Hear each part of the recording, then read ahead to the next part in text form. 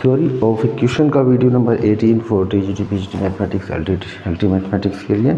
और हमारा जो क्वेश्चंस है, जो वीडियोस है, वीडियो नंबर 18 है। इसमें ठीक ठाक क्वेश्चन आ रहा है। जैसे कि क्वेश्चन नंबर फर्स्ट है हमारा x square plus X plus 1 बराबर 0 के मूलों के व्युत्क्रम से बना समीकरण ज्ञात करो।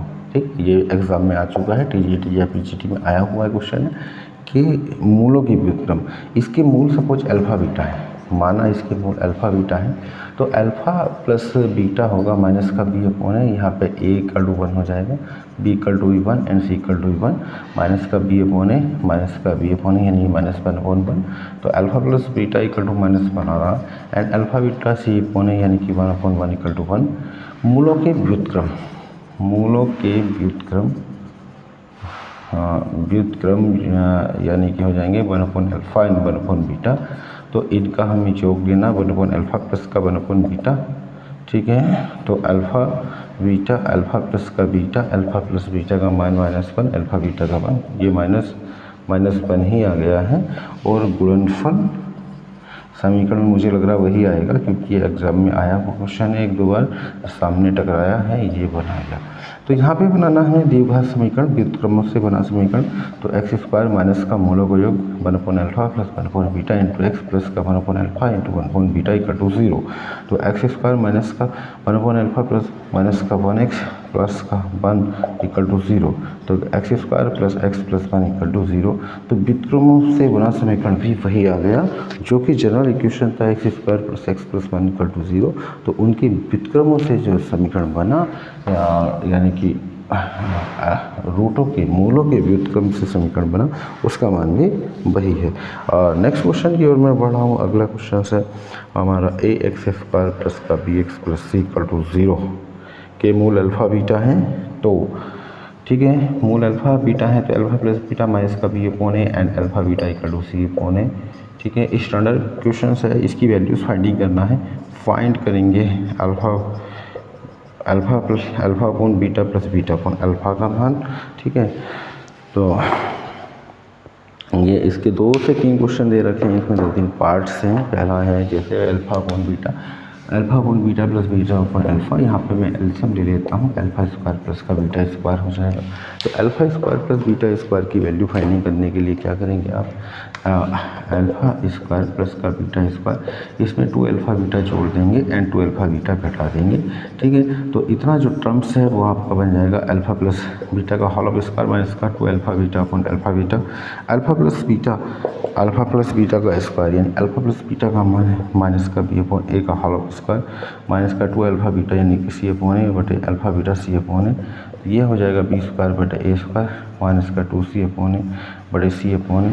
ठीक है, तो इसको सॉल्विंग कर लेंगे, बी स्क्वायर माइनस का 2ac अपॉन ए स्क्वायर बटे सी बटे ए।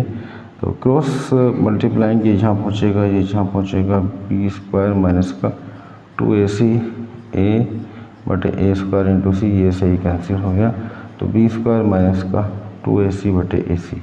ठीक है, B square minus 2ac upon A C, ये इसका मान आ जाएगा अल्फा अपॉन बीटा प्लस का बीटा अपॉन अल्फा का। ठीक है, alpha upon beta plus beta upon alpha का मान कितना आ गया, ठीक है, B square minus 2ac upon A plus C. इसी क्वेश्चन का सेकंड पार्ट्स मैं दे रहा हूँ। अगला पार्ट्स यानी कि सेकंड पार्ट्स क्या होगा, तो सेकंड पार्ट्स इसमें दे रखा है 2 upon alpha plus 2 upon beta. ये इसका फर्स्ट पार्ट था। सेकंड पार्ट से 2 upon alpha plus 2 upon beta की वैल्यू फाइंडिंग करना है। तो क्या करेंगे, 2 कॉमन लेंगे और 1 upon alpha plus 1 upon beta हो जाएगा, इसका मान निकालना है। तो मान नहीं, सॉरी अभी तो वही क्वेश्चन में थोड़ा, तो वह द्विघात समीकरण ज्ञात करनी है, केवल मान नहीं निकालना था। वह द्विघात समीकरण ज्ञात करनी है जिसके मूल ये हैं, ये केवल योग निकला है। अब इनका गुणनफल भी निकालें। द्विघात समीकरण ज्ञात करें जिनके मूल ये हैं। ठीक है ना, alpha upon beta and beta upon alpha है, तो उनका मैंने योग ले लिया। अब मैं इनका गुणनफल ले रहा हूँ, alpha upon beta and beta by alpha, ये कैंसिल होकर 1 हो जाएगा। अब यहाँ पे बनानी है द्विघात समीकरण एक्स स्क्वायर माइनस का मूलों का योग alpha upon beta plus alpha upon beta into beta upon alpha बराबर 0। वह द्विघात समीकरण ज्ञात करो, ये द्विघात समीकरण दिया है, इसके मूल अल्फा बीटा है। वह द्विघात समीकरण ज्ञात करो जिसके मूल alpha upon beta and beta upon alpha है। ठीक है, तो X square minus alpha upon beta plus beta upon alpha का जो मान है वो आ गया बी स्क्वायर माइनस का 2ac upon A C into X plus ये कैंसिल होकर बन आ चुका था, तो सॉल्यूशन करेंगे, ये हो जाएगा बी स्क्वायर माइनस का 2ac upon A C into X plus 1 बराबर 0। ए सी यहाँ पर बहुत ज़्यादा करेंगे, एलसीएम ले लेंगे, ए सी एक्स स्क्वायर माइनस का बी स्क्वायर माइनस का 2ac एक्स प्लस का ए सी इक्वल टू 0, ए सी 0 में चला जाएगा, तो ए सी एक्स स्क्वायर माइनस का बी स्क्वायर माइनस का 2ac एक्स प्लस का ए सी इक्वल टू 0। ठीक है, तो ये इसका आ जाएगा आंसर।